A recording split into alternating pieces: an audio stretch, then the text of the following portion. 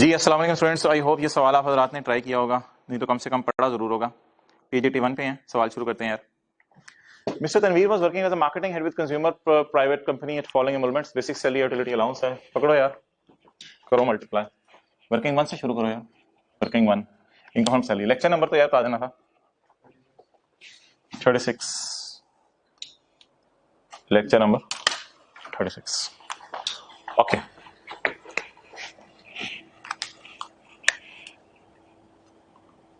Income from salary.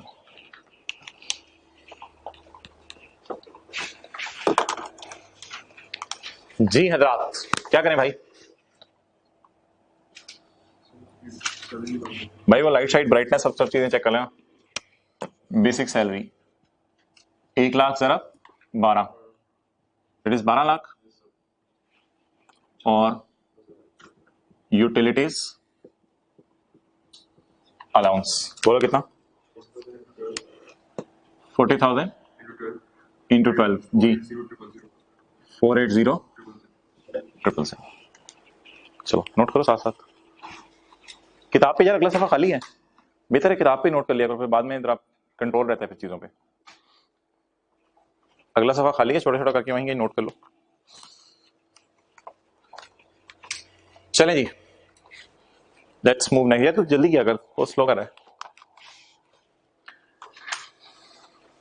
Point A पढ़े, फिर बाद में नोट कर लेना। देख लो पहले पॉइंट ए।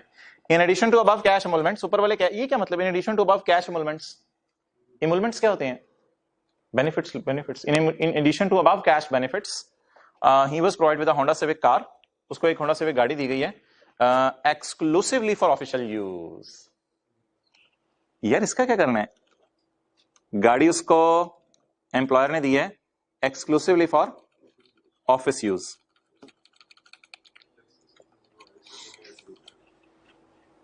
ये डायग्राम याद आ रही है?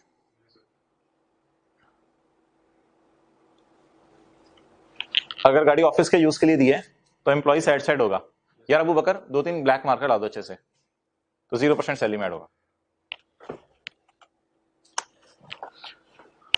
In addition to above cash emoluments, he was provided with a Honda Civic car सिर्फ दफ्तर के काम के लिए। The cost to car was 1 million। यहाँ रुक जाए।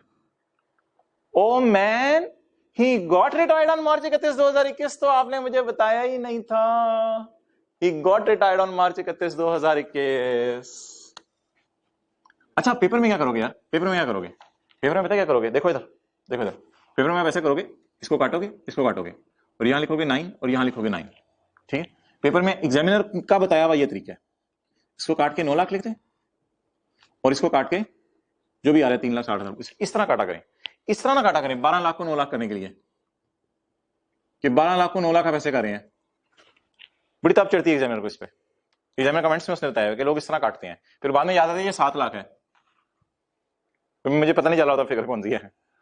चलो मैं तो फ्रेश नोट करूं, आपको काटना पड़ेगा रजिस्टर पे। सर हमने नोट ही नहीं किया था। हा हा हा हा, आप क्या बातें कर रहे हैं, हमने नोट ही नहीं किया था। अच्छा जी, तो ऐसा हो सकता है भाई पेपर में, लेकिन रीडिंग टाइम में जिसने अच्छी तरह रीड आउट कर लिया होगा उसको ये मसला नहीं आया होगा। बेसिक सैलरी 1 लाख जरा 9 मंथ्स 900,000 और यूटिलिटी अलाउंस 40,000 जरब 9 360,000 ले ला दें।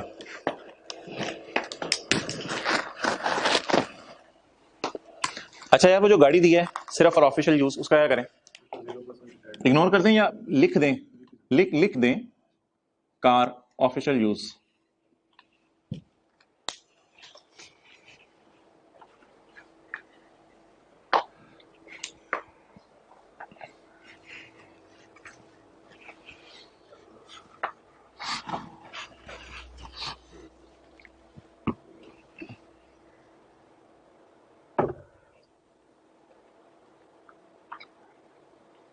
कर लिया नोट?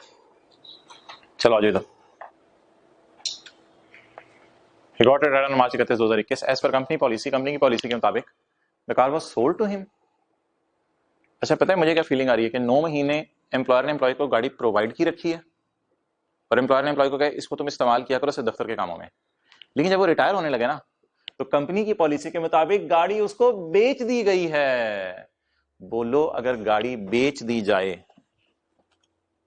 तो फिर कौन सा रूल लगेगा, प्रोवाइड वाला या सोल्ड ट्रांसफर्ड वाला? वो कहां पड़ा था, ये एक समरी पड़ी थी, समरी निकाल लेते हैं।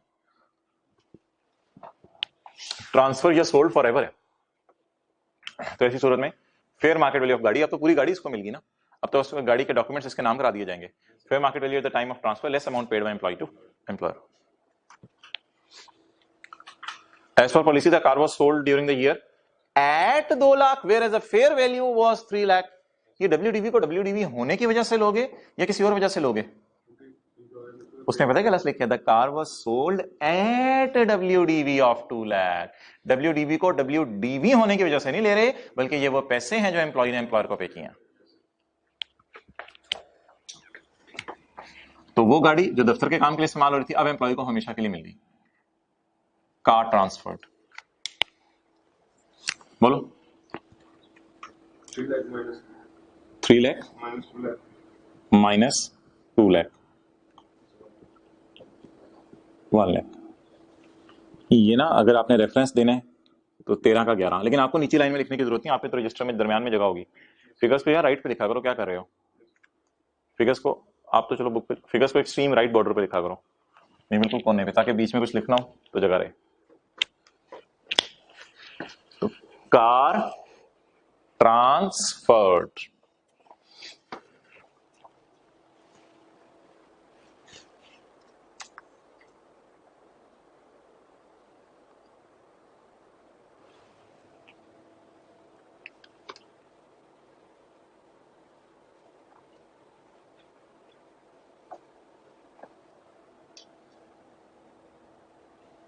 आ जाओ इधर आ जाओ। He was provided with accommodation, बस बोलो घर दे रहा है या हाउस रेंट अलाउंस दे रहा है? लगा बंदा कैश दे रहा है या घर दे रहा है? घर दे रहा है। फॉर विच CPL, CPL कौन है? Employer. Paid a rent of 25,000 per month. असल में एम्प्लॉयर जो है ना, उसके पास को घरों की लॉटें तो नहीं होती। एम्प्लॉयर मलिक रियाद है, उसके पास बैरियर टाउन में गाड़ी का है, एम्प्लॉयर के पास तो घर नहीं होते। एम्प्लॉयर बाजार से किराए पे लेके दे देता है। अच्छा क्या करें आप, हायर ऑफ रूल पे, पहले रूल सिंपल बताओ। अकोमोडेशन प्रोवाइड की है कि क्या रूल होगा?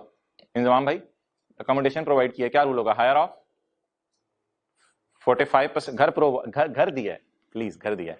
Higher of 45% of basic salary और amount that would have been paid, वो पैसे जो दिए जाते अगर घर ना दिया जाता। लेकिन मैंने कहा था यार वो पैसे जो दिए जाते अगर घर ना दिया जाता, वो पैसे अक्सर सवाल में मिसिंग होते हैं, तो आपको फेयर मार्केट रेंट घर का दे देगा, तो आपने वो फेयर मार्केट रेंट यूज कर लेना है। लेकिन इस सवाल में ना फेयर मार्केट रेंट भी नहीं दे रहा, तो मुझे तो एक बहुत फीलिंग आ रही है कि ये फेयर मार्केट रेंट ही है। एम्प्लॉयर बाजार में से किसी से घर किराए पे लेके एम्प्लॉय को दिया होगा ना, तो ये फेयर मार्केट रेंट ही लग रहा है। For which employer paid a rent of 25,000 per month, जिससे एम्प्लॉयर ने घर लेके दिया है हमारे तनवीर को, जिसकी बहस चल रही है इस वक्त। तो ठीक है, इसको फेयर मार्केट रेंट कर लेते हैं। छोटी सी अजम्पशन भी दे देंगे कि I assume it is fair market rent. तो आप बोलो हायर ऑफ, जब भी घर देते हैं रूल क्या है? Accommodation provided, higher of 45% of basic salary, 9 lakh 9 lakh 9 lakh 9 lakh 45% basic salary कितना आ गया? 405 000 या amount that would have been paid तो अवेलेबल नहीं है, तो एक्चुअल रेंट को ही फेयर मार्केट रेंट ले लेते हैं, क्योंकि एम्प्लॉयर जो किराया दे रहा होगा घर के लैंडलॉर्ड को, मालिक मकान को, एम्प्लॉयर ने तनवीर के लिए घर किसी से लिया होगा ना, उसको जो किराया दे रहा है 25,000 है, तो वो मार्केट का किराया ही होगा 25,000 जरब 9 महीने। क्यों? क्योंकि जितना अर्से तक नौकरी करे उतने अर्से के लिए कर दिया हुआ ना। अच्छा इसको क्यों नहीं 9 महीने के एतबार से किया मैंने? ये तो ऑलरेडी 9 महीने वाली फिगर ही पकड़ के इसके 45 लगा दिया ना। इसको तो 9 महीने के एतबार से 9 लाख वाली फिगर ही 9 महीने की है, तो उसको 9 लाख जरा 45% सीधा सीधा कर दिया। 25,000 जरब 9, 225,000। अच्छा मेरे ख्याल से ना सैलरी का डाटा आगे 1 2 3 4 5 लाइनों बाद ना सैलरी का डाटा खत्म हो जाना है, इसलिए मैं यहां पे एक नोट दे रहा हूं। I have assumed that rent of ₹25,000 is fair market rent.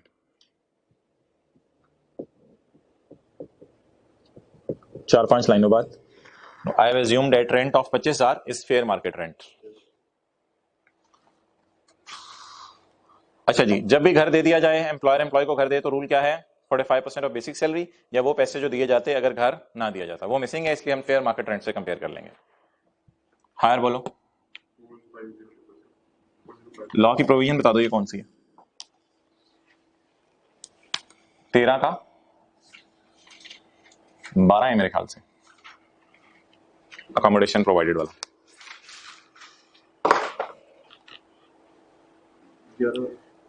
पिछले सफे पे आओ ना, 13 का 12, पेज नंबर बताओ जहां 13 का 12 लिखा हुआ है, जहां लॉ की प्रोविजन लिखी हुई है. पेज 92, पेज 92 सेक्शन 13 का 12. ये 13 का 12 आपने फिलहाल अपने रेफरेंस के लिए लिखना है, वैसे तो इसकी कोई सिग्निफिकेंस नहीं पेपर पॉइंट ऑफ व्यू से. आवाज आ रही है?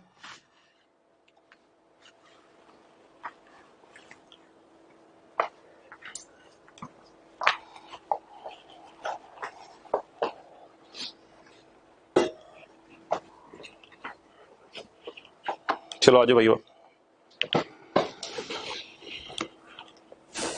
करें उधर, अभी नोट करें, ये करें उधर.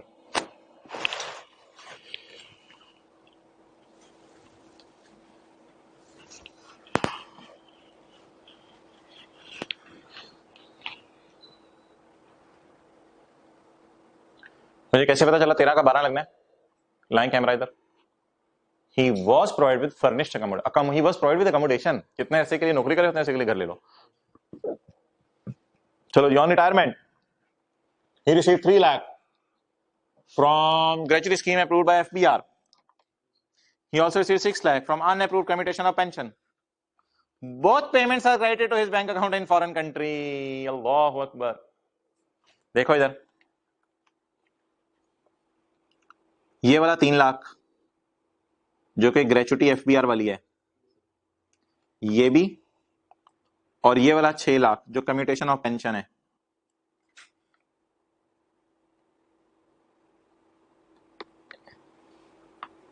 देखना, ये भी फॉरेन कंट्री वाले अकाउंट में मिला है, और ये 6 लाख भी फॉरेन कंट्री वाले अकाउंट में मिला है. अब जरा तसल्ली से कल वाली बातें रिवाइज करनी है. पहले क्या है? Gratuity approved by FBR.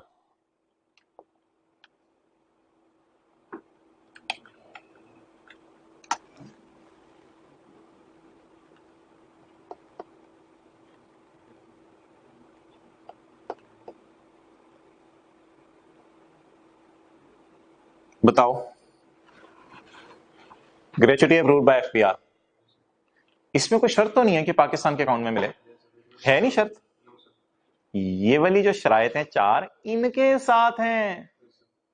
इसके साथ कोई शर्त नहीं है कि हाँ ऑल एम्प्लॉइज को मिल रही होगी, उसमें हम assumption ले लेंगे मिल रही होगी. ये जो शर्त है ना, इसके साथ कोई शर्त नहीं है, इसके साथ ये वाली शरायत नहीं है. तो अगर ये वाले पैसे बाहर के मुल्क में भी मिल जाए तो खैर है, एग्जेम्प्ट कर दो यार, क्या हुआ, कोई कंडीशन वायलेट नहीं करा. खैर है, बाहर के अकाउंट में लोग पैसे मंगवाते हैं, तो ये अमाउंट पूरी की पूरी एग्जेम्प्ट होगी, क्योंकि 3 लाख मिल रही है, 3 लाख तक एग्जेम्प्ट है, तो 3 लाख पूरा एग्जेम्प्ट हो जाएगा. इसमें वो शर्त नहीं है कि बाहर के अकाउंट में मिले.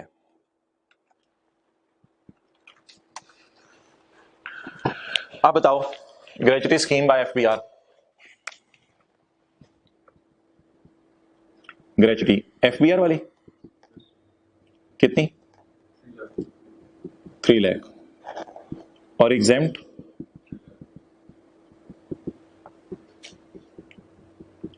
अगर 3,20,000 मिलती तो फिर 3 लाख माफ होती तो 20,000 टैक्सेबल होती, लेकिन अभी 3 लाख मिली, 3 लाख ही माफ है, 0 टैक्सेबल.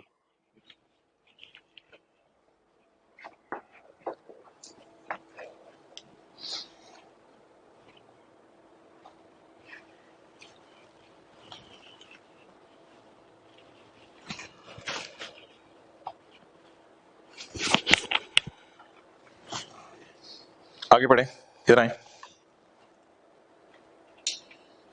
अच्छा यार, उसको अनअप्रूव्ड कम्यूटेशन भी मिली है, ये भी बाहर के मुल्क में मिली है, बाहर के अकाउंट में ट्रांसफर हुई है। बोलो यार, ये देखो अनअप्रूव्ड कम्यूटेशन पे ये 4 शराइत लगती हैं, बिल्कुल लगती हैं। इसमें एक शर्त ये है कि आपको पैसे पाकिस्तान में मिलने चाहिए। क्या आप पाकिस्तान में मिले हैं या बाहर के मुल्क में मिले हैं? तो ये कंडीशन क्या होगी? वायलेट होगी। तो अब बताओ, ये जो 75,000 तक माफ है या 50% तक, ये माफ कर दें या ना करें? मिली कितनी है?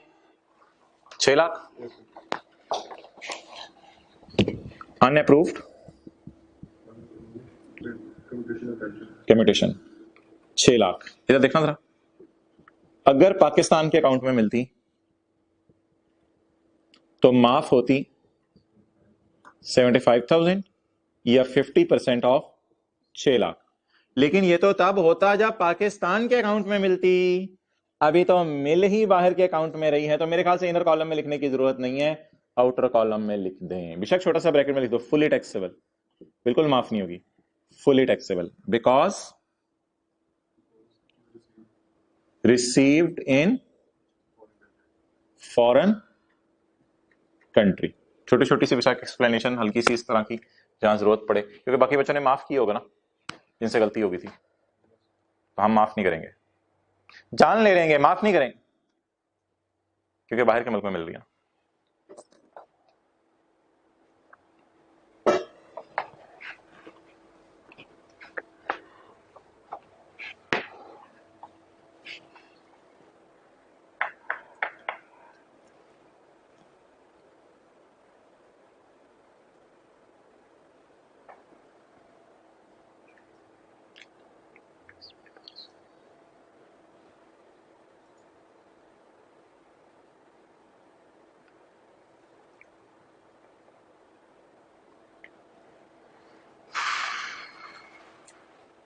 चले आजे भाई, loan of 7 lakh was given to him on यकम अगस्त 2015। It was repaid on retirement. Loan दिया कब है? यकम अगस्त 15 को। ओ भाई, यकम अगस्त 15 को। ओ मेरे दोस्त, हम 2021 का न्यूमेरिकल कर रहे हैं और यकम अगस्त 15 को लोन दिया है। बहुत पुराना लोन है, महीने ना गिने बैठ जाना। 2015 का साल, 16 का साल, 17 का साल, 18 का साल, 19 का साल, 20 का साल, उन सारे सालों को छोड़ो। 21 के साल में इसने लोन कितने महीने इस्तेमाल किया ये बताओ।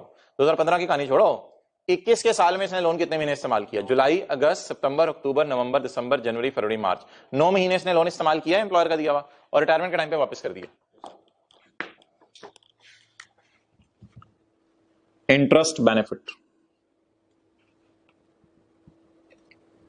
Interest benefit.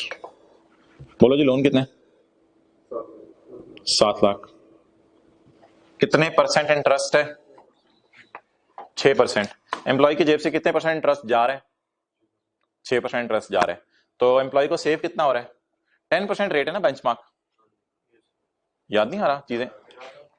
याद आ गया ना? नहीं नहीं,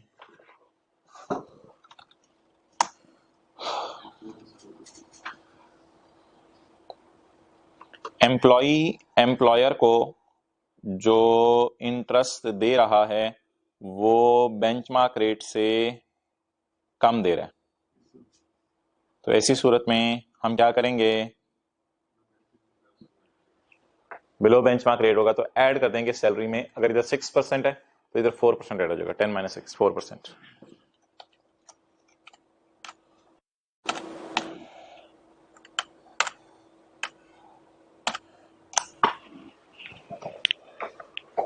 $7 लाख जरा 4%। अच्छा, हमारे साल में उधार कितने महीने इस्तेमाल हुआ? 2015 का उधार हमने लिया हुआ है, उसको छोड़ें। 21 में जुलाई, अगस्त, सितंबर, अक्टूबर, नवंबर, दिसंबर, जनवरी, फरवरी, मार्च, इंटू 9/12। बताओ क्या जवाब आया? 21,000। मेरे भाई ये देखो भाई, इधर देख, 1 2 3 4। कोई खुदा का खौफ कर, उतारे बंदा जूता, और इतना मारे के लोन 10 लाख से कम है, तो कैलकुलेशन क्यों करवा रहे हो? अल्लाह अकबर। देखना देखना देखना पेज किताब का 90, देखना देखना देखना देखना, हकीकत खुलने लगी है, खुलने लगी है, हकीकत खुलने लगी है। However, nothing. However, nothing will be added in the salary income if the loan is up to 10 lakh. Salary में कुछ ऐड नहीं होगा अगर लोन 10 लाख तक है। वापस करो सारे मार्कर, तो सैलरी में कुछ ऐड नहीं होगा। Practice makes a man perfect. Interest benefit, हाँ एम्प्लॉय को फायदा हो रहा है, लेकिन लॉ मेकर कहते हैं छोटा मोटा लोन है यार, जान ना लो इसकी। क्यों नहीं ऐड होगा? लोन लेस देन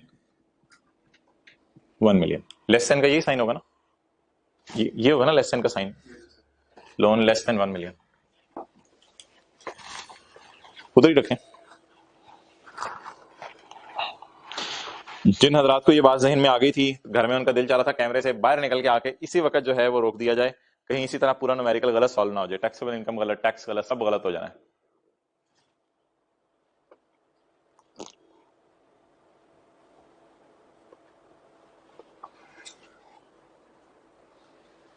बल्कि मैं आपको यहां तक इसकी इजाजत दे रहा हूं, जो बंदा इस क्लास को अटेंड कर रहा है सिर्फ उसके लिए ये ऑफर है, जो बंदा इस क्लास को अटेंड कर रहा है जुमेरात के दिन, जुमेरात है ना आज, जो बंदा इस क्लास को जुमेरात के दिन अटेंड कर रहा है वो व्हाट्सएप ग्रुप में मैसेज भी कर दे कि मुझे पता चल गया था 10 लाख से लोन कम है, इसलिए मैंने सैलरी में कुछ ऐड नहीं किया, मुझे पहले ही पता चल गया था, ताकि मुझे पता चल जाए ग्रुप में कौन कौन से लाइक बच्चे हैं। ओके,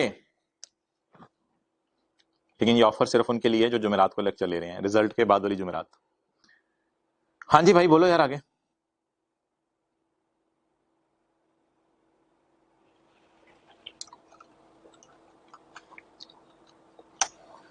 पॉइंट ही तो हमने क्रॉस कर दिया था, इसलिए नहीं कि हमने करेंगे नहीं, कभी जिंदगी में किसी और सवाल में डाल के कर लेंगे। खत्म हुआ यार, टोटल कराओ, इनकम फ्रॉम सैलरी अलग अलग करो दोनों टोटल। कैलकुलेटर यार जल्दी कर।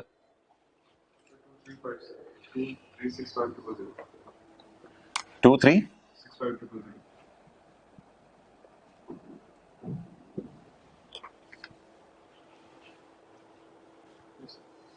चले दी। अब यार ऐसा करते हैं, न्यूमेरिकल का फॉर्मेट जरा नजर मार लेते हैं।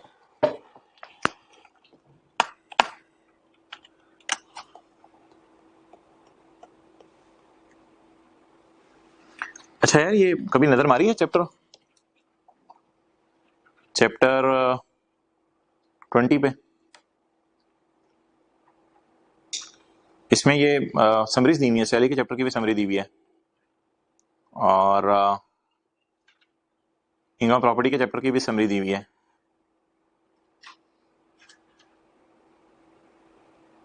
और ये इनकम कैपिटल गेन के चैप्टर की भी कुछ समरी दी हुई है। चलो छोड़ो इन चीजों को, कुछ चीजें शायद इसमें आपको समझना है, अभी हमने पढ़ी नहीं हुई। अदर सोर्स के चैप्टर की समरी तो आपको आ जाएगी समझ। अच्छा चलो यार इसी चैप्टर में ना, हाँ यार ये मैंने कहा था मुझे न्यूमेरिकल की ब्रॉड हेडिंग्स बताओ क्या क्या होती हैं। हेड्स ऑफ इनकम होते हैं, उसमें से माइनस करते हैं आप डिडक्टेबल अलाउंसेस, हाँ वो सेपरेट ब्लॉक भी माइनस करते हैं, ऊपर ऐड करके लेस करते हैं, डिडक्टेबल अलाउंसेस माइनस करते हैं, फिर आप टैक्स क्रेडिट माइनस करते हैं, फिर आप tax on separate block add करते हैं। So it is the summary of numerical, numerical की ये समरी है।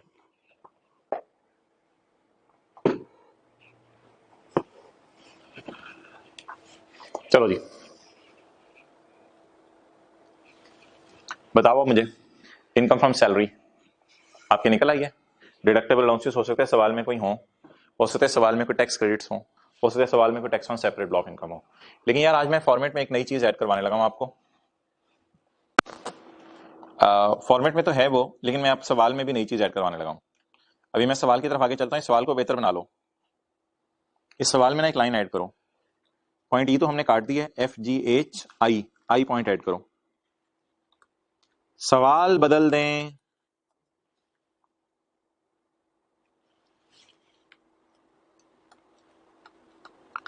we earned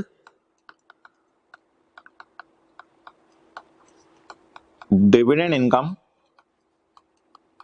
of ₹50,000। ये ना एक नई लाइन में सवाल में डलवा रहा हूं, डालो यार। क्या कह रहे हो? तनवीर एंड, हाँ तनवीर एंड लिख दो, ठीक है। पॉइंट आई,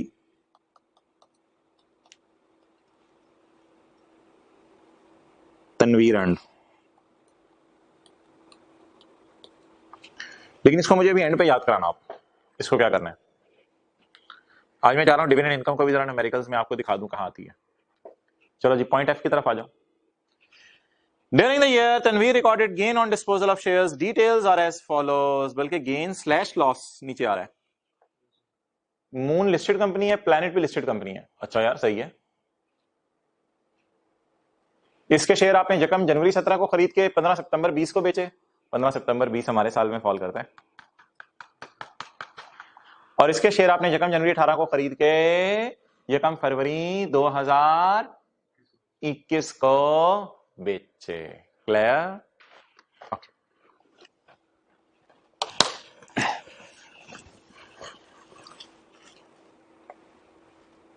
निकालें जी। वो जो कौन सा चैप्टर है? कैपिटल गेन का चैप्टर। कैपिटल गेन का चैप्टर है। तो कैपिटल गेन के चैप्टर में ये इनकम कैपिटल गेन होगी या ये सेपरेट ब्लॉक इनकम है? सिक्योरिटीज है, सेपरेट ब्लॉक इनकम है। निकालो कैपिटल गेन का चैप्टर।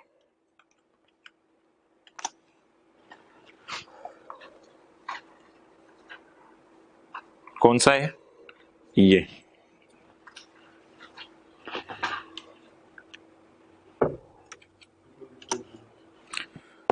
कौन से?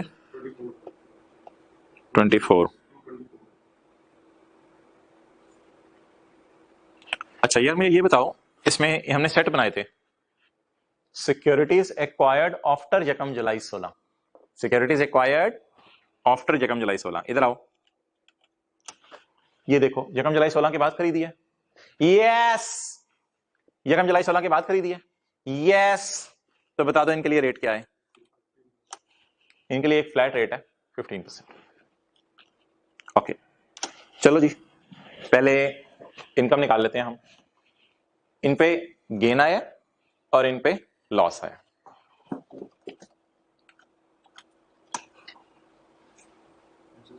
पेज 223।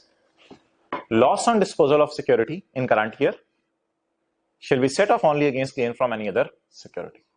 तो सिक्योरिटी का गेन सिक्योरिटी के लॉस को खा जाता है। क्लियर? चलो, working to income from capital gain, लेकिन प्लीज सेपरेट ब्लॉक, क्योंकि ये प्राइवेट कंपनी के शेयर या ज्वेलरी वगैरह नहीं है। This is separate block income. निकलवाओ, किताब आपके सामने खुली हुई है। ऊपर किसके लिख लें? ऊपर प्लैनेट के लिख लो ना, ऊपर प्लैनेट के लिख लो।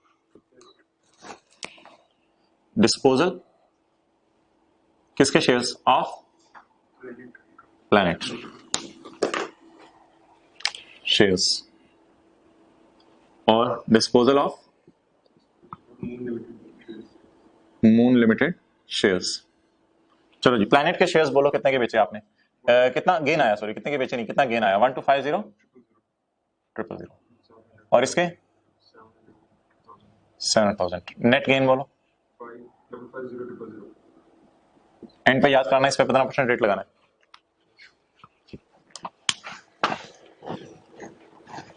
नोट करो।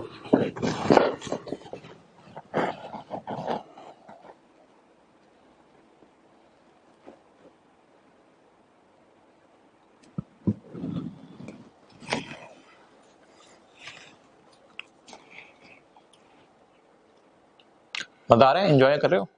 थोड़ी बहुत लर्निंग हो रही है? अच्छा,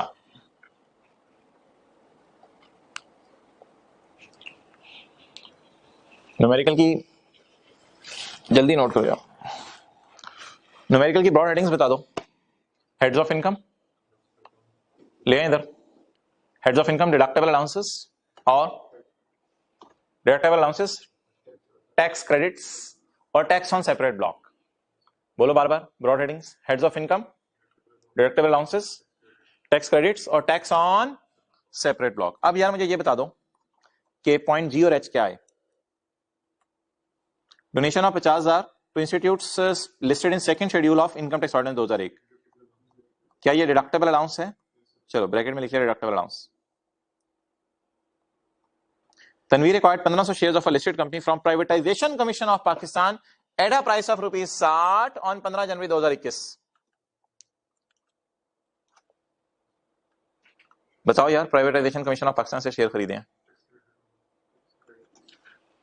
ये याद रखना, ये कोई न्यू शेयर्स नहीं होते, ये आमतौर पे ओल्ड शेयर्स होते हैं, पहले हुकूमत के पास होते हैं, फिर हुकूमत उस कंपनी को प्राइवेटाइज कर देती है। तो इसलिए देखो इधर क्या लिखा हुआ था सेक्शन 62 में, if it is acquired shares from privatisation commission of Pakistan, इस पे टैक्स माफ होगा। यार आप क्या करें, पहले डिडक्टेबल अलाउंस लें या पहले टैक्स क्रेडिट दें अंडर सेक्शन 62? डिडक्टेबल अलाउंस पहले लेंगे। क्या अब आप न्यूमेरिकल की ब्रॉड हेडिंग्स में आओ, देखो इधर सवाल खत्म हो गया। डिविडेंड इनकम को मैं बताऊंगा कहां करना है, मैं बताऊंगा, आपने नहीं बताना मुझे। Salary, business capital gain, other source, property, total income less separate block, ज़कात नहीं है सवाल में, इंटरेस्ट ऑन हाउस लोन नहीं है सवाल में, बच्चों की तालीम का खर्चा नहीं है सवाल में, डोनेशंस क्लॉज 61 वाली हैं, फॉरेन टैक्स रेट नहीं है, 62 का टैक्स रेट है। चलो निकलवाओ सारा, न्यूमेरिकल के फेस पे आ जाओ। क्या लिखे मिस्टर तनवीर? बीच में आई है या बताओ, आई वाला तनवीर है या ई वाला? डबल ई आर लिखा है mister Tanveer. Income and tax there on tax year 2021। चलो जी शुरू करो। Income from salary, sir test में कुछ आपने और भी मिक्स कर देना है बीच में चीजें, तो क्या मतलब, फॉर्मेट तो वही है ना, चीजें जो मर्जी मिक्स कर दें, आपको फॉर्मेट आना चाहिए ना। ज़कात में डाल दो तो आपने ज़कात डाल दी थी टेस्ट में, इसमें कोई फर्क नहीं पड़ता। फॉरेन टैक्स रेट डाल दो, आपने फॉरेन टैक्स रेट टेस्ट में डाल दिया था, फॉर्मेट पता होना चाहिए। Income salary 2365,000। वैसे भी याद रखना, न्यूमेरिकल 70-80% होता है, बंदे से ज्यादा नहीं होता, पेपर में भी इसी तरह है, 70-80% ज्यादा न्यूमेरिकल नहीं होता। बस आप एंड तक टैक्स पेबल टू गवर्नमेंट निकालते रहते हो, बीच में गलतियां रह जाती हैं, उसके मार्क्स कट जाते हैं, बाकी के मिल जाते हैं। बहरहाल आई के भी चाहते हैं आधा न्यूमेरिकल सही हो। अगर टेस्ट में आपका आधा न्यूमेरिकल अभी से सही हो रहा है ना, तो जबरदस्त है, फिर क्या लेवल होगा आपका जब आखिरी दिनों में आप रिवीजन करके जाओगे। तो अगर आपका आधा न्यूमेरिकल सही हो जाता है ना, तो आपको अपने कंधे पे शाबाश देनी चाहिए। इनकम कैपिटल गेन नहीं यार, इसका नाम लिखो, disposal of securities, disposal of securities नाम इसका लिखा करो, क्योंकि डिस्पोजल ऑफ इमूवेबल प्रॉपर्टी भी तो होती है ना एक, डिस्पोजल ऑफ सिक्योरिटीज। कितना? अच्छा जी चलो आगे, टोटल बोलो। 2915 भाई कैलकुलेट कर।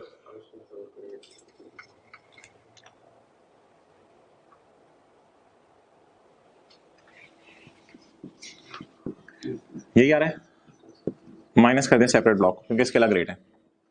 5,50,000 ये टोटल इनकम है और ये टोटल इनकम है। असल में इसमें ना सारी पड़ी होती हैं, इसमें से नॉर्मल वाली बच जाती हैं। भाई क्या लटना पकड़ी, वही 2365,000 आ जाएगा वापस, तो एक ही तो है ना वो, इसलिए आसान है। 2365,000 लेस डोनेशन सेकेंड शेड्यूल वाली, शेड्यूल वाली लोअर ऑफ 50,000 नहीं, लुटनी मची। निकालो टैक्स रेट्स का चैप्टर, डोनेशन सेकेंड शेड्यूल वाली।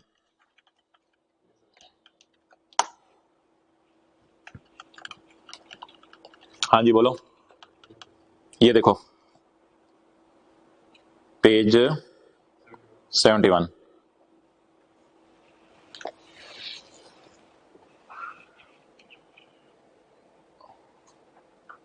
donation will be allowed at lower of 30 amount of actual donation or 30% of taxable income। तो 50,000 की हमारी डोनेशन है, लोअर ऑफ 50,000 और 30% ऑफ टैक्सेबल इनकम। और टैक्सेबल इनकम मेरे पास है ही नहीं, तो मजबूरन टोटल इनकम का ही ले लेता हूं मैं, 2365,000। लोअर आ जाएगा 50,000। चलो जी शुक्र है टैक्सेबल इनकम हमारी निकल आई। अब हम शेयर करने जाएंगे चैप्टर 4 में और टैक्स निकालेंगे। 2315,000.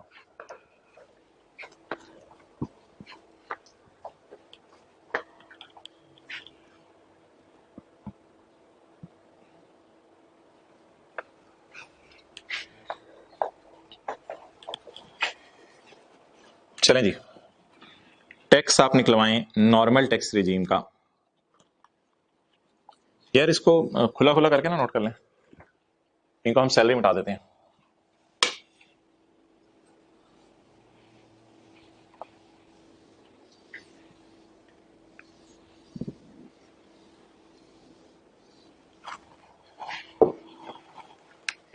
हाँ जी बोलो। 90,000 प्लस आप नीचे लिखते रहना टैक्स। यार एनटीआर का टैक्स है लेकिन ग्रॉस क्यों? क्योंकि अभी तक टैक्स क्रेडिट माइनस नहीं हुए।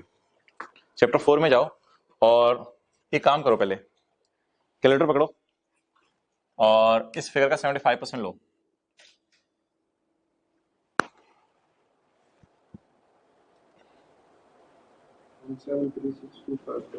1736,250 सैलरी इससे ज्यादा है, तो बताएं टेबल 1 यूज होगा टेबल 2? टेबल 2 यूज होगा। चलो जी टेबल 2 यूज कराओ यार। अब ये गलत ना निकलवा देना, मैं रिलाय कर रहा हूं आप पे। आप भी भाई चेक करो टेबल 2 जल्दी से करवा दो।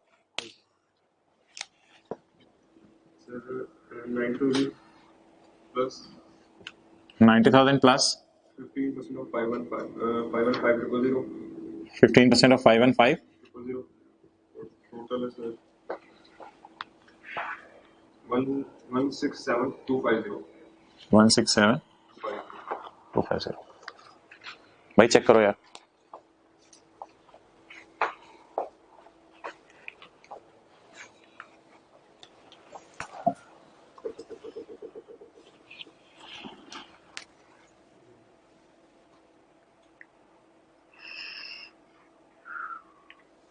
स्लो चल रहे हो, जल्दी करो, जल्दी जल्दी जल्दी मुझे कंफर्म करो।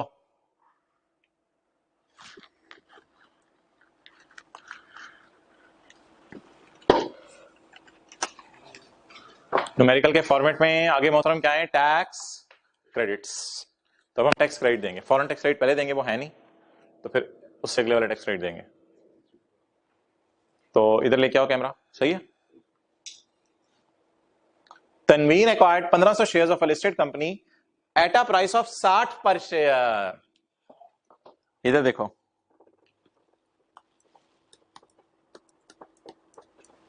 $1500 shares at a price of 60 per share. बोलो क्या जवाब आया?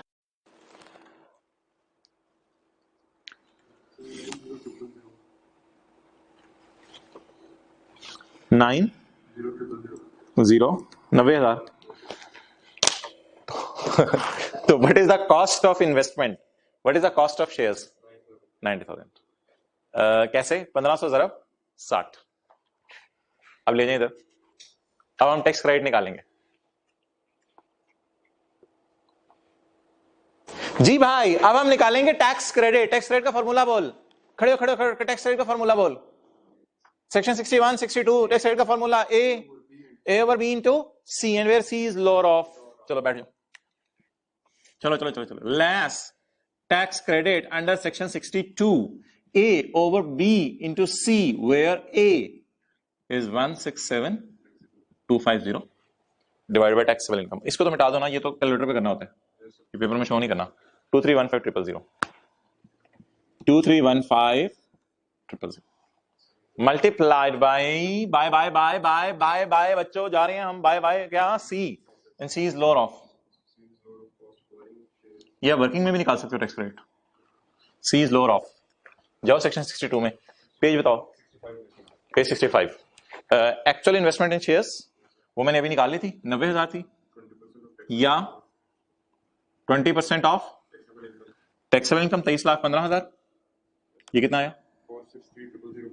463,000 या 2 million, which ever is lower. तो बोलो सी क्या आ गया? अच्छा कुछ बच्चे ना टेस्ट में पता क्या करें, इन तीनों में से लोअर को यहां माइनस करें, ए ओवर बी इनटू सी करते ही नहीं।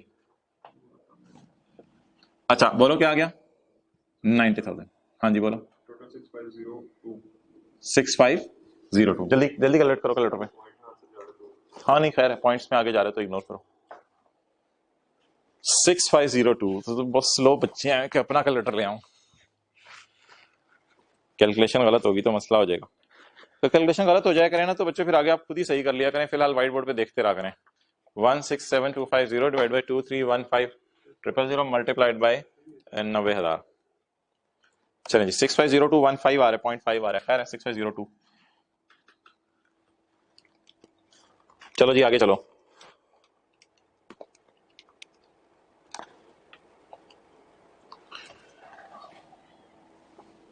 बताओ टैक्स कितना आया इसके बाद?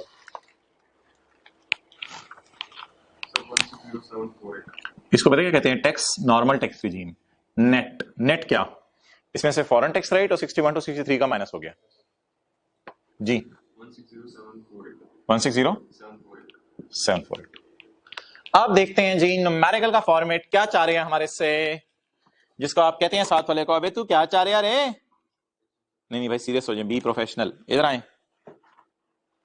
आजो भाई आजो आजो आजो आजो। Salary, business, capital gain, other source, total income minus separate block, less ज़कात, interest on house loan, education expenses, donations, gross tax निकल आया। इसके बाद आपने फॉरेन टैक्स रेट माइनस किया और फॉरेन टैक्स रेट माइनस करने के बाद जब आपने 61 to 63 का टैक्स रेट माइनस किया तो नेट टैक्स आ गया एनटीआर का।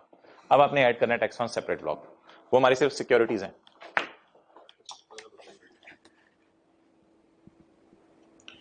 Add tax on separate block यानी टैक्स ऑन सिक्योरिटी। बोलो गेन 5 लाख। 5,50,000। मुझे क्यों निकाला? तुझे इधर लेके आए हैं भाई, प्रोटोकॉल दे रहे हैं, तुझे निकाल के बीएमडब्ल्यू में डाल रहे हैं। 5.5 लाख जरा 15%। 82,500। ठीक है, ये टैक्स आ गया सेपरेट ब्लॉक के ऊपर।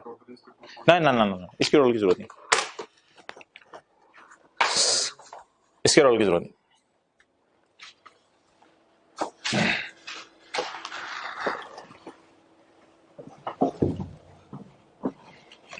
लें जी, यहां तक हमारा सवाल तो खत्म हुआ, लेकिन हमने सवाल में एक और एग फ्राई किया हुआ है, डिविडेंड डाला हुआ है। उस डिविडेंड को अब हमने देखना है कैसे टैकल करना है। उसके लिए हजरात, खवातीनों हजरात मुतवज्जे हो जाएं, जल्दी जल्दी जल्दी जल्दी जल्दी पेज 431 पे आए।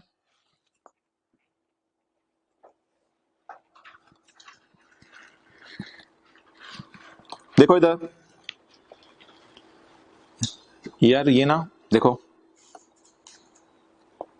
हमारे ना असल में 3 टैक्सेस होते हैं। एक टैक्स होता है नॉर्मल रिजीम का, एक होता है सेपरेट ब्लॉक का, एक फाइनल रिजीम का। इधर आ जाए भाई जरा, ये देखो, ये देखना, ये आपका टैक्स था एनटीआर का, इसमें से आपने फॉरेन टैक्स रेट माइनस किया, इधर देखना, और 61 to 63 माइनस किया, तो ये आ गया ए। फिर आपने प्रॉपर्टी पे टैक्स निकाला, सिक्योरिटीज पे और इमूवेबल प्रॉपर्टी पे, इन तीनों को जमा किया तो ये आ गया बी। ये वाला टैक्स हो गया एनटीआर का और ये टैक्स हो गया सेपरेट ब्लॉक का।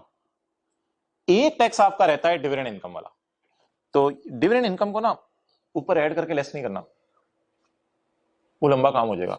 डिविडेंड इनकम को ऊपर ऐड करके लेस नहीं करना कि डिविडेंड इनकम ऐड कर रहे हो, वो फाइनल है, ये किसी हेड में नहीं गिरती, याद है।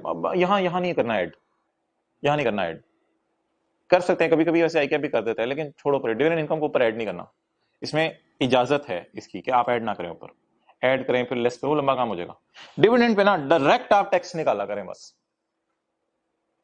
तो बोलो, देखना इधर, ये हमारा टैक्स कौन सा था? एनटीआर वाला। ये हमारा टैक्स कौन सा था? ट्विस्ट देखें, खूबसूरती देखो। अच्छा, ये हमारा टैक्स कौन सा था, जो खुश कर रहा हूं, ये हमारा टैक्स कौन सा था? सेपरेट ब्लॉक वाला। और अब ये कौन सा टैक्स है हमारा? डिविडेंड वाला। क्लियर? यानी फाइनल टैक्स वाला, ये सी। जब हम इन तीनों को जमा करेंगे आ बा सा, तो ये फिगर आ जाएगी हमारा टोटल टैक्स, ए प्लस बी प्लस सी।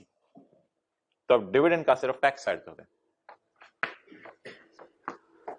जी मोहतरम, ये कौन सा टैक्स है? इधर ऊपर देखो, ये कौन सा टैक्स है? ये कौन सा टैक्स है?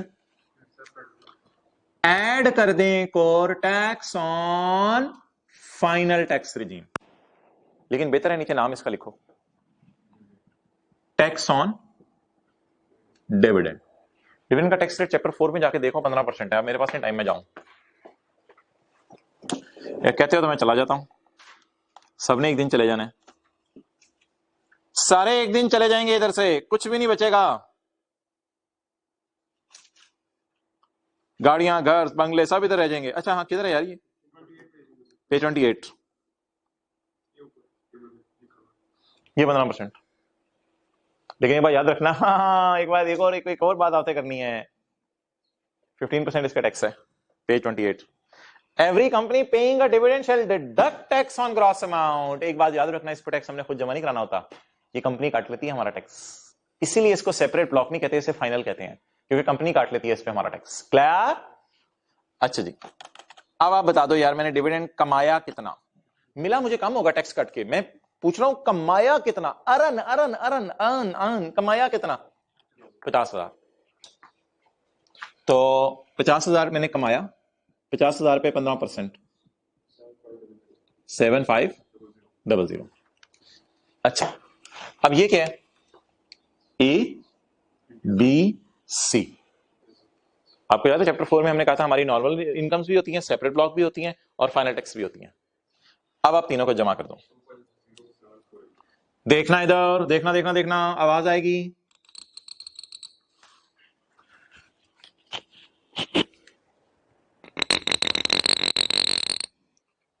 टोटल टैक्स बोलो, बोलो। टोटल नहीं बोलो, टोटल टैक्स बोलो। टोटल टैक्स किस किस का? बोलो बोलो बोलो बोलो, इनको टी के साइन में सबको बिठाओ। टोटल टैक्स, एनटीआर का भी, सेपरेट ब्लॉक का भी। हाँ, ये जज्बा चाहिए। अब तीनों को जमा करो। 250748। अच्छा, इसमें से कोई टैक्स हम जमा कराए हैं ऑलरेडी, हमारा कट के हुकूमत के पास पहले ही पहुंच गया हो? हाँ, इस टैक्स को ना आपने लेस कर दिया करना है। बिकॉज पता है कहानी क्या होती है, ये आपको पहली दफा फॉर्मेट में चीज बताने लगा हूं। यहां तक मैंने आपको फॉर्मेट समझाया हुआ था, ये आज पहली दफा बताने लगा हूं। डिविडेंड में कहानी ये होती है कि हमारा जो टैक्स बनता है ना, वो ऑलरेडी कंपनी काट लेती है। यानी मुझे 50,000 मिला ही नहीं होगा, मुझे 50,000 माइनस 7500 42,500 घर लेके जाने के लिए मिला होगा।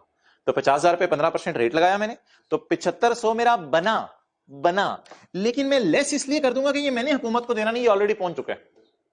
तो डिविडेंड का टैक्स याद रखो, ऐड करके लेस हो जाता है। Less tax on dividend already deducted, tax on dividend already deducted 7500। लें जी इमरान खान साहब, अब मैंने आपको सिर्फ इतना टैक्स जमा करवाना है। कितना? सवाल हमारा खत्म हुआ।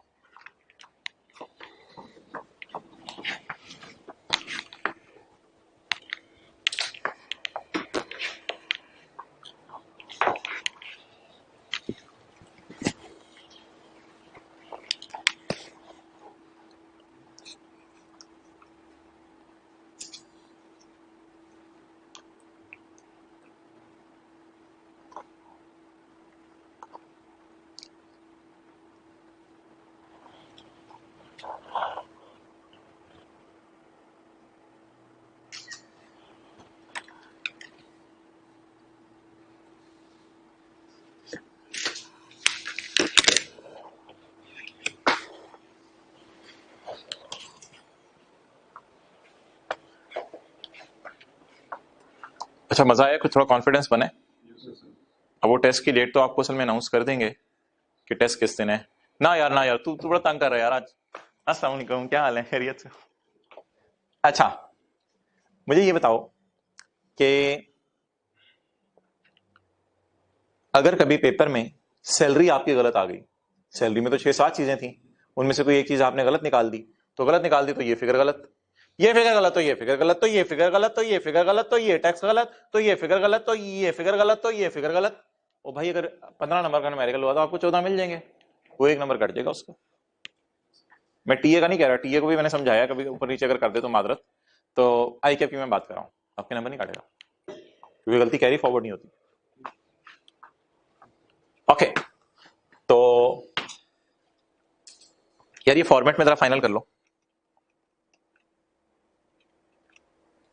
इस बात को। ये देखना जरा जो मैं हाईलाइट कर रहा हूं, पेज 2 431, ये देखो जरा, मैं ग्रीन सिग्नल देने लगा हूं। टैक्स ऑन डिविडेंड पहले आपने ऐड करना है, फिर आपने टैक्स ऑन डिविडेंड लेस कर देना है। अभी भी हमारे न्यूमेरिकल में ये दो चीजें पेंडिंग है, अभी भी हमारे न्यूमेरिकल के फॉर्मेट में ये दो चीजें पेंडिंग है, लेकिन आज जो ग्रीन बॉर्डर से मैंने चीजें हाईलाइट की वो आपको पता चल गई। क्लियर?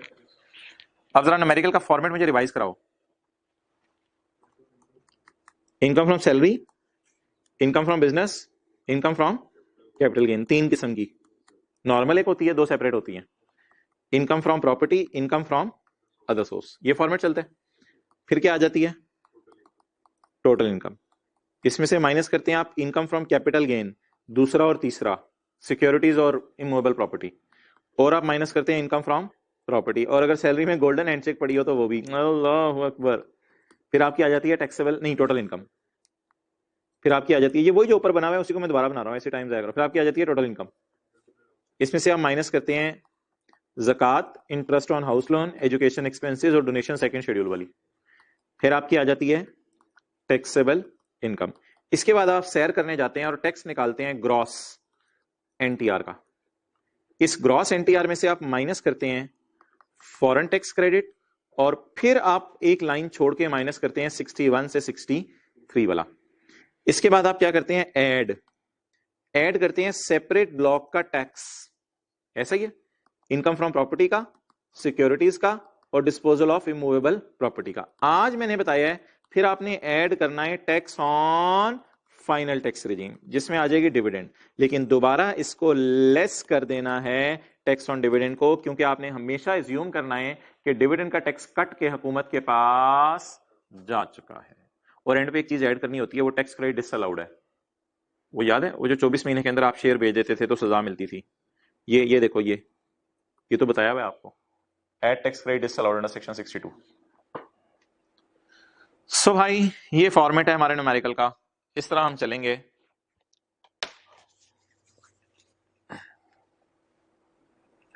वापस आ जाएं जी इनकम फ्रॉम सैलरी में। मुझे पता है 5-6 मिनट पड़े हैं अभी, मेरा आपका भी दिल चाह रहा है 5-6 मिनट में सर कुछ करा देने यार, ये तो बोर हो जाएंगे हमसे न्यूमेरिकली करके। आ जाएं जी वापस जिथे इनकम फ्रॉम सैलरी के चैप्टर में।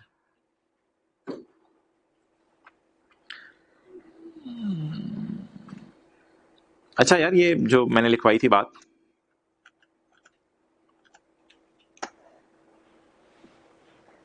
Tanveer earn dividend income of 50,000, तो इसके साथ आगे लिख लो उर्दू में, सवाल बताएं ना बताएं, हम एज्यूम करेंगे इस पे टैक्स डिडक्ट हो चुका है।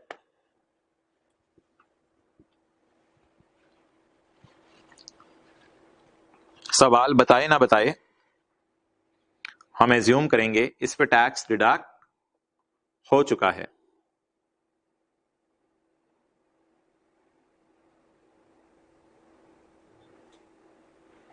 चलो जी,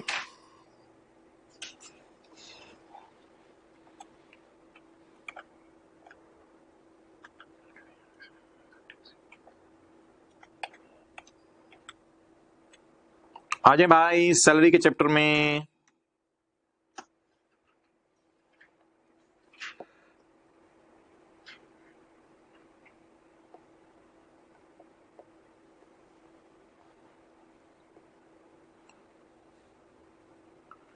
जी मोहतरम, इधर तशरीफ ले आए। यार ये दो अल्फाज हैं, ये ऐसे ही याद कर लेना, ये कोई इतना इंपॉर्टेंट नहीं है। 22 और 24, यार कोई प्रोविडेंट फंड है जो प्रोविडेंट फंड एक्ट 1925 में बना था, इससे अगर आपको कोई पैसे मिले तो any payment from a provident fund to which provident fund act applies, आगे लिख लो इज एग्जेम्प्ट। इज एग्जेम्प्ट कोई इतनी इंपॉर्टेंट चीज नहीं है, पेपर में कभी नहीं आई। पेज 104, प्रोविडेंट फंड एक्ट 1925 का को बना हुआ है, उसके तहत अगर आपको प्रोविडेंट फंड की डिटेल में मैंने न्यूमेरिकल इंशाल्लाह कल या परसों कराऊंगा। तो प्रोविडेंट फंड एक्ट एक है 1925 का, अगर उससे आपको कोई पैसे मिले तो वो आपने माफ कर देने हैं। इज एग्जाम्प्ट का लफ्ज आखिर में ऐड कर लो। चलो जी आगे। बेनोवलेंट फंड, यार ये भी कोई चीज है, पता नहीं क्या है, इसकी तफसील में हमें जाने की जरूरत नहीं है। Benevolent grant paid from benevolent fund, benevolent fund से आपको कोई चंदा मिला, पैसे मिले टू एम्प्लॉइज और members of their families is exempt, ये भी एग्जाम्प्ट है। तो बस ये दो अल्फाज याद रख लो, पेपर में नहीं आए हुए कभी। सॉरी, पॉइंट 25 में आपको पेंडिंग पे डलवा रहा हूँ। आप भी कहते होंगे पेंडिंग चीजें इस चैप्टर में बढ़ती जा रही हैं, कुछ नहीं होता यार, क्या हो गया। Tax treatment for superannuation fund is under, ये पेंडिंग पे चला गया। इंशाल्लाह सारी पेंडिंग खत्म करके ही अगले चैप्टर में मूव करेंगे। 53A, यार ये बड़ा मजे का 53A, बड़ा इंटरेस्टिंग है, गौर से मजे मजे से सुनो, कहानी की तरह। एक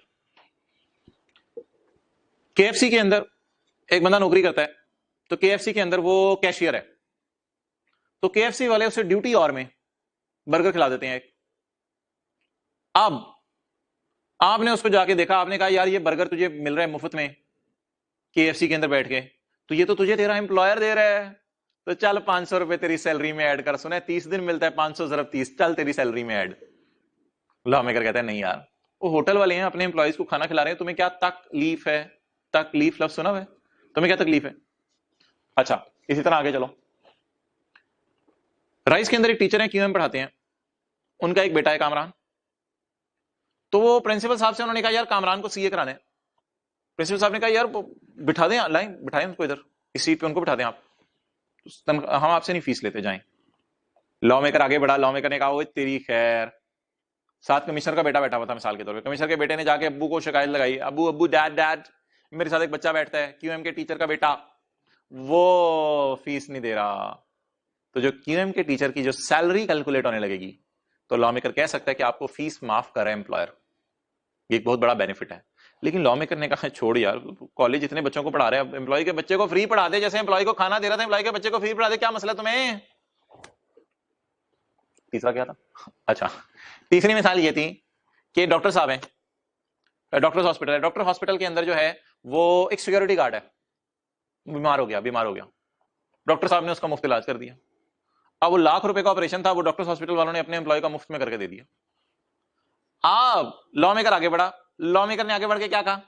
लॉ मेकर ने आगे कहा यार तेरे तो मजे लगे हैं, सिक्योरिटी गार्ड लाख रुपए तुझे बच गए, ये तेरी सैलरी में ऐड होंगे, एम्प्लॉयर एम्प्लॉय रिलेशन की वजह से बेनिफिट मिला है। तो लॉ मेकर ही आगे बढ़ा और लॉ मेकर ने कहा नहीं यार, ये नहीं यार, ज्यादती है, ना ऐड करो इसकी सैलरी में। इन तीनों चीजों में आपको कॉमन बात क्या लगी है?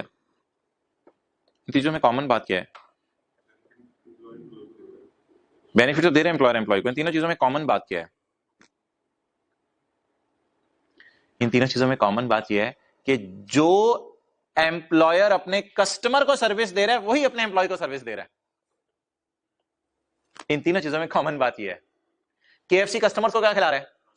बर्गर, तो एम्प्लॉय को भी। ये बात है असल जिसकी वजह से माफ हो रहा है कि यार इतने बर्गर बन रहे हैं, एम्प्लॉय को बर्गर खिला दो, क्या हुआ? राइस कस्टमर्स को क्या कर रहा है? पढ़ा रहा है, एम्प्लॉय के बच्चे को पढ़ाते यार, इतने बच्चे बैठ रहे हैं, एक बच्चा एम्प्लॉय का बैठ जाएगा, क्या क्या राइस का कितना खर्चा बढ़ जाएगा? अच्छा, बल्क में बर्गर खरीद रहे हो, कितने का बर्गर खरीद लोगे उसके बेचारे के लिए? तुम एम्प्लॉयर को खास खर्चा नहीं करना पड़ता ना इस सूरत में।